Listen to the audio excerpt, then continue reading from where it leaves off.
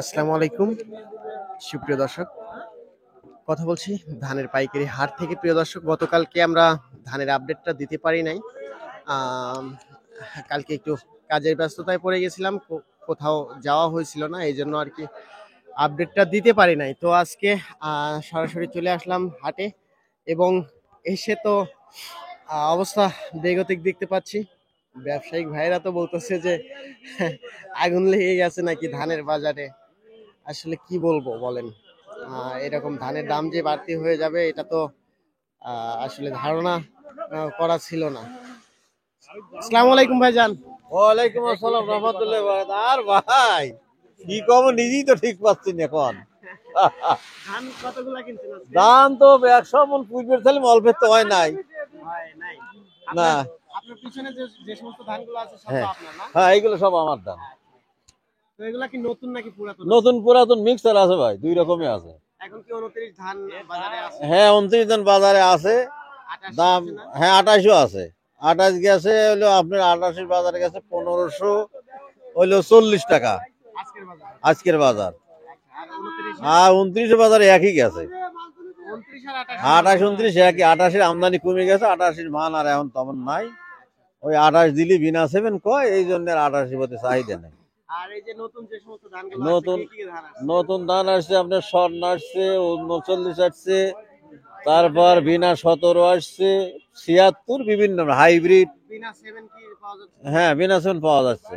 আচ্ছা, তো যে সমস্ত ধানগুলো বললেন, বলতে বিনা 7 বা 39, হ্যাঁ হ্যাঁ বিনা 17, হ্যাঁ। এগুলোর দাম কেমন আছে? 39 বাজার আপনার কাছে 1450 টাকা উপর বাজার। মানে শুকনাটা? শুকনাটা মোটামুটি হয়, যেটা ভালো ধান। আর আপনার বিনা সেভেনের বাজার গেছে হলো আপনার 1400 থেকে 1420 টাকা। হ্যাঁ, বিনা 17?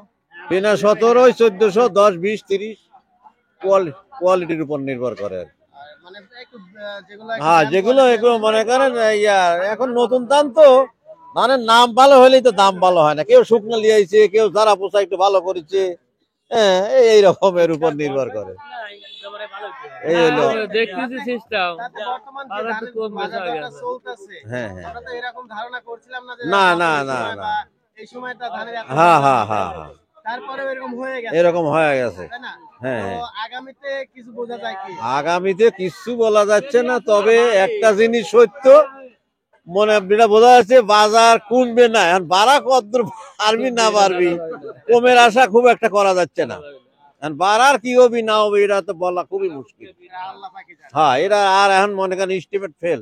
মনে করেন আজ থেকে 2 হাটে আগেও মনে করেন আপনার এই ধানের দাম ছিল 29 ধানের দাম 1400 টাকা। এখন সেই তো হয়ে গেল আপনার 1580 টাকা পর্যন্ত। তাহলে এই যে মনে করেন এক সপ্তাহের মধ্যে 200 টাকা বেশি। নতুন যখন আমার এখানে টাকটুক আসলো, প্রথম প্রথম আমরা 1280, এক একটা 1300, সেই দান মনে করেন আজকে 1450।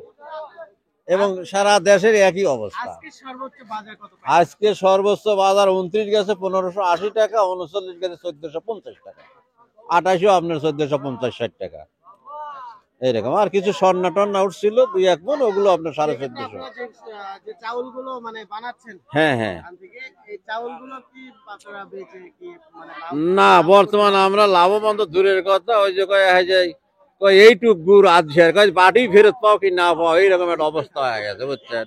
এখন আমরা আছি বিপদে, মনে এখন সিজন শুরু, কেবলই লিভার লাগা লাগে অগ্রিমটা হাত দিয়ে বুঝছেন। তাহলে এখন যদি এই সময় লিভার খেদাও দেওয়া যাচ্ছে না, তা আমরা আশায় আশায় আসি, দেখা যায় কি হয়।